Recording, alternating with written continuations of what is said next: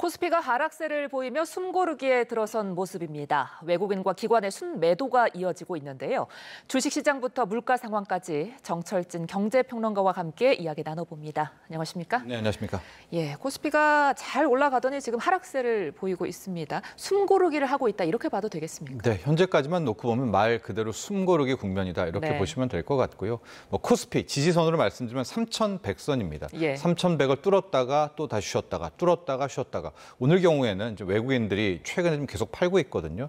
큰 폭의 낙폭을 보이면서 3,000대 초반까지 나왔는데요. 네. 아직은 뚜렷한 악재 때문에 밀렸다 이렇게 보이기는 좀 힘듭니다. 예. 또 하나 기억하셔야 될 포인트가 원달러 환율 1,350원입니다. 1,350원이란 라인은 이 달러 인덱스의 한 98 정도 되거든요. 근데 달러 같은 경우에는 이 98을 깨고 지금 96까지 내려오는 달러 약세 흐름이 나왔는데 네. 거기에 해당하는 지지선이 1,350원. 원래대로라면 훨씬 더 밑으로 내려와야 됩니다. 예. 지금 한 1,340원대는 와야 되는데 우리 3,100이 하나의 일종의 기준선이 된 것처럼 환율도 1,350원을 깼다가 올라갔다가 깼다가 올라갔다가 오늘 같은 경우에는 오히려 달러 하락에도 불구하고 달러 인덱스 우리 환율은 좀 올라가고 있거든요. 예. 아마 이 레벨에서 좀 쉬어가면서 향후 좀 흐름을 지켜보는 그런 모양새다 생각하시면 되겠습니다. 네, 뚜렷한 악재는 없다고 하셨는데 그래도 메인과 기관이 지금 동반 매도를 하고 있단 말이죠. 뭐라고 봐야 될까요, 네, 이유가? 아마 매도세는 기관보다는 외국인에 좀 집중되어 있고요. 아마 연기금 같은 경우에도 좀 팔기는 하는데 결과적으로 외국인 쪽을 많이 주목하셔야 될 것 같은데 예. 무엇이 있을까? 역시 트럼프 대통령, 트럼프의 상호 관세 유예의 연장 여부입니다. 예. 7월 8일이 되면 트럼프 대통령이 말했던 이 상호 관세 유예 기간이 모두 끝나잖아요. 근데 당초에는 시장에서는 또 해줄 거야, 또 연기해 줄 거야. 그리고 미국에서 스캇 베센트 재무장관 같은 경우에는 이제 9월 1일까지 생각해 본다 이런 말을 하면서 긴장이 확 풀어졌는데 예. 간밤에 트럼프 대통령이 연기 없을 수도 있어라고 얘기를 또 했고요. 예. 특히 일본에 대해서 상당히 좀 심기가 상했는지 목리를 부렸는지 일본의 상호 관세율 많게는 35%까지 올릴 수도 있다. 이제 이런 얘기를 하게 되면서 일본과 미국의 관세 협상 여기에 하는 이 세부 디테일들이 우리와 매우 흡사하거든요.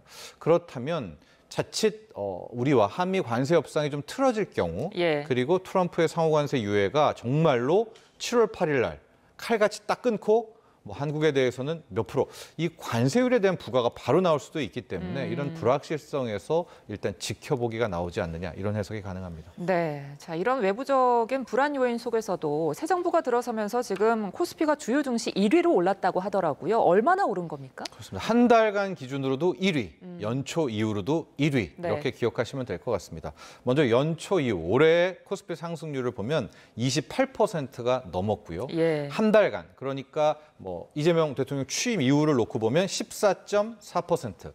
그러니까 올 한 해의 전체 상승률의 절반은 이재명 정부 출범 이후에 상승이 나타났다. 이렇게 기억하시면 될 것 같은데요. 네. 지금 표가 함께 나오고 있을 텐데 역대 정부들의 취임 후 이제 한 달간을 놓고 보면 성적들이 그렇게 좋지가 않죠. 이제 그 이유는 보통은 해당 정부에 대한 기대감 때문에 이전에 뭔가 상황은 벌어지고 이제 취임 이후에는 오히려 주가는 조정을 받게 되는 그런 경우가 있었는데 예. 이번 같은 경우에는 현재 이재명 정부는 아마 역대 정부 중에서 가장 강력한 주가 부양 정책을 후보 때도 피력을 했고 이후에도 지금 계속적으로 이것을 하나하나 해 나가고 있지 않습니까? 예. 여기에 대한 기대감이 굉장히 많이 반영됐다 이렇게 보여집니다.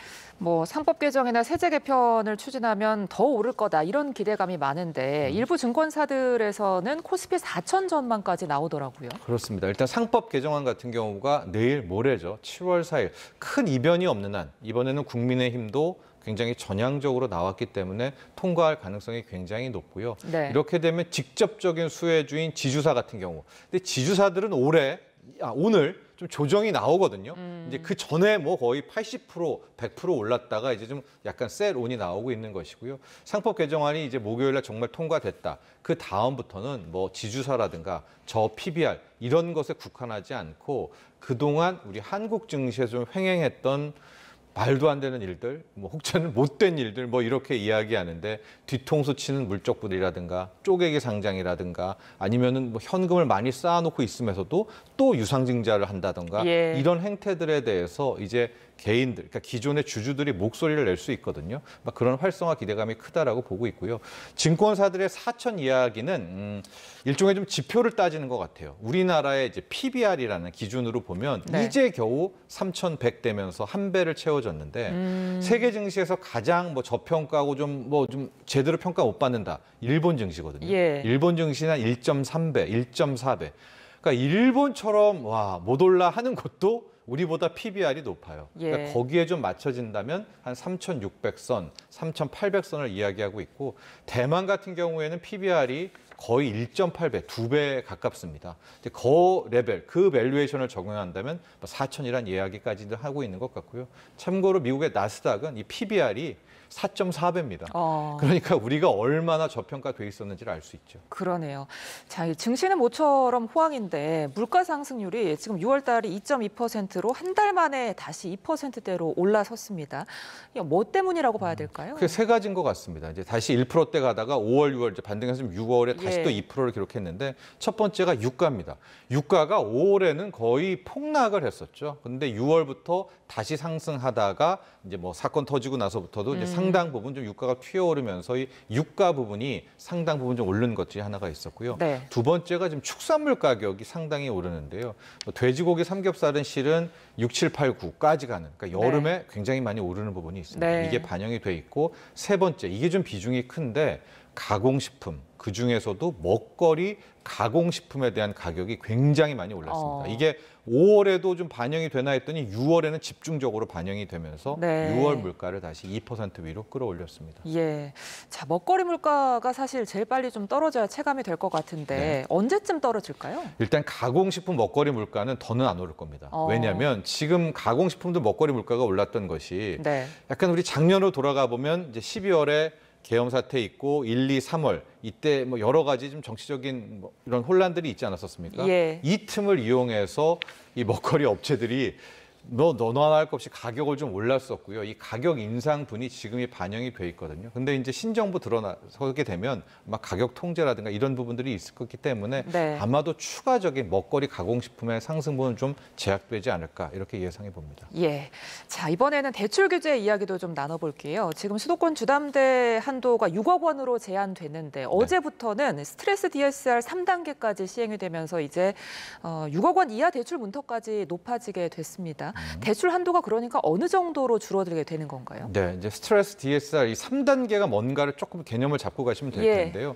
금리라는 게 우리가 2022, 2023년 봤지만 느닷없이 급등을 하게 될 경우에 네. 변동금리 차주들이 뭐 3%대였던 것이 7%대까지 올라가면서 예. 그때 뭐 집값도 급락이 나왔었고 힘들어하지 않았었습니까? 그래서 스트레스 DSR 시뮬레이션을 넣는 겁니다. 그러니까 현 빌린 대출 금리에서 좀 더 올라갈 부분, 이번에는 1.5%를 적용한 거거든요. 예. 거기도 함께 적용했을 때 한해서 이제 대출 규모를 이제 제약을 두는 건데요.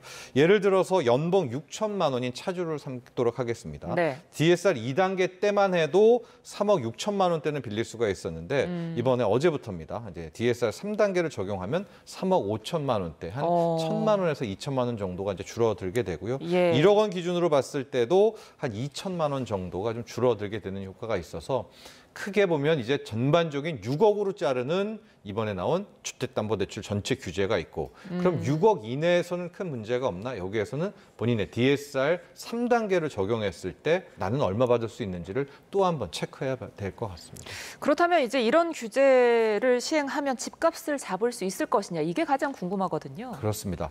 우리가 보통 집값을 잡는다라는 의미는 네. 크게 두 가지가 있죠. 소극적인 의미는 더 올라가지 못하도록 더 막 우리가 미친 집값 얘기하는데 네. 더 미치지 않도록 잘라하는 그런 소극적인 조정이 하나가 있고요.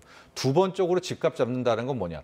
얘를 떨어뜨리는 이제 그런 집값 잡는 그런 정책이 있지 않습니까? 네. 이번에 뭐 수도권에서의 주담대 6억 규제 같은 경우에는 상방은 완전히 좀 막아놨다 이렇게 볼 수 있습니다. 예. 가령 서울의 평균 시세가 13억, 14억이잖아요. 최대 빌릴 수 있는 게 6억이라면 네. 본인의 실탄이 적어도 7억은 갖고 있어야 이제 집을 살 수 있는 이제 그런 레벨로 오지 않았었습니까? 예. 특히 강남구만 보면 강남구의 평균 집값은요 30억입니다. 30억이니까 6억 받으면 본인이 24억이 있는 사람들 정도 현금이 이 소위 말하는 강남구 안으로 뛰어들 수 있기 때문에 집값의 상방은 좀 막아놨다라고 볼 수가 있는데 그럼 집값을 이제 떨어뜨릴 수가 있는가? 네. 이건 좀 생각해 볼 문제가 많이 있는 것 같아요. 거기에는 금리가 더 튀어 올라야 되는 부분들이 있고 돈들이 부동산으로 가기보다는 증시로 향해 가는 빠르게 물꼬를 좀 돌려야 되는 그런 부분들도 함께 있겠고요. 전세 시장에도 안정도 필요하게 되겠고 이런 여러 가지 복합적인 그리고 더욱 중요한 공급에 대해서 우리 국민들에 대해서 좀 더 청사진 지금 이렇게 패닉 바잉을 하지 않아도 되는 이제 이런 공급에 대한 이제 함께 비전까지도 보여주는 그런 것들이 있어야 본격적으로 좀 집값을 떨어뜨리는 그런 정책이 될 수 있지 않을까 봅니다. 예, 규제에 따른 우려도 잇따르고 있습니다. 그러니까 이렇게 고강도로 대출을 규제하면 청약 시장이나 어떤 전세 가격 상승에 영향을 미치지 않겠느냐 이런 것들이거든요. 네, 가장 먼저 나왔던 게 이제 노도강 풍선 효과. 이제 이건 예. 많이 언급이 됐었을 겁니다. 예. 그러니까 6억밖에 못 빌리니까 6억 내에서 빌릴 수 있는 분들이 또 패닉 바잉, 나는 집 사야 돼 하고 뛰어들게 되면 이제 일부죠. 뭐 노원구, 도봉구 등의 노도구에 여기에서 노도강 지역에서 네. 한 8억, 9억대가 그냥 10억으로 튀어오르는 이제 이 풍선 효과에 대한 부분이 하나가 있고 네. 두 번째는 앵커께서도 방금 이야기했던 이제 전세에 대한 부분입니다. 네. 전세라는 것이 전세 수요가 많이 나오면 전세값은 올라가잖아요. 근데 이렇게 대출 규제가 나오고 DSR 3단계가 나오면서 집 사기가 어려워졌다. 그럼 이런 분들은 다 전세로 가게 될 것 아니겠습니까? 근데 전세 수요도 들어가게 되고. 근데 이와 함께 이번 같은 규제에 보면 6억 대출 규제도 있지만 이제 다주택자에 대한 또 강력 규제가 있거든요. 네. 그리고 주담대를 받았으면 6개월 내에 들어가서 사야 되는 이제 실거주 의무가 있습니다. 근데 전세라는 것은 집 여러 개 있는 분이 이제 평균적으로 자기는 네. 이 집 살고 나머지 집을 전세를 주는 거 아니겠습니까? 그러니까 전세 공급은 더 줄어들 수밖에 없어서 아마 지금 당국에서는 노도강 풍선 효과도 있지만 전세 시장에 대해서 저는 상당 부분 좀 모니터링을 하고 전세값이 올 여름 지나서 가을에 이 튀어오르는 부분 이에 대한 우려를 좀 갖고 굉장히 좀 긴장감 있게 추가적인 정책을 준비해야 될 것 같습니다. 예, 알겠습니다. 오늘 말씀 여기까지 듣겠습니다. 지금까지 정철진 경제평론가와 함께했습니다. 고맙습니다.